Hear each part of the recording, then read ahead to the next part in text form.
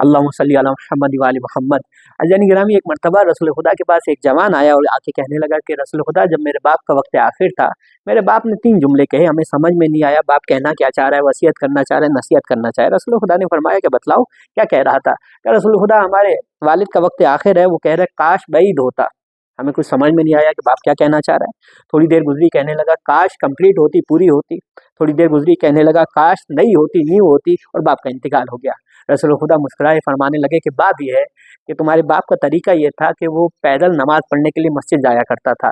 جب اس نے حالت نظام میں مجسم صورت میں وہ مسجد جانے کے ثواب کو دیکھا تو وہ کہہ رہا تھا کہ کاش بعید ہوتی، کاش مسجد میرے گھر سے اور دور ہوتی، خدا ثواب میں اور اضافہ کرتا۔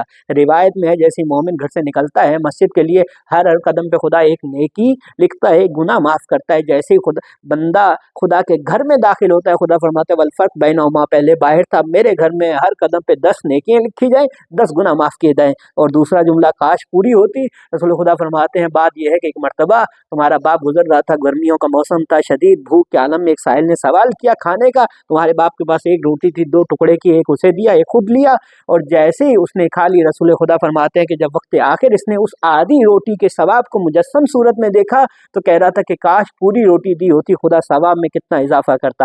اور تیسرا اور آخری جملہ کہ کاش نہیں ہوتی، کہ سردیوں کا موسم تھا، ایک مرتبہ تمہارا باپ گزر رہا تھا، پرانی چادر کی ہوئی تھی، دیکھا کہ ایک آدمی ہے جس کے پاس مناسب لباس نہیں ہے، سردی میں بیٹھا ہے، اس نے تمہارے باپ نے وہ پرانی چادر اسے ہدیہ کر دی، اور وقت آخر جب اس پرانی چادر کے ثواب کو مجسم صورت میں دیکھا تو کہہ رہا تھا کاش نہیں دی ہوتی، خدا ثواب میں کتنا اضافہ فرماتا۔ اللہم صلی علی محمد و آل محمد وعجل۔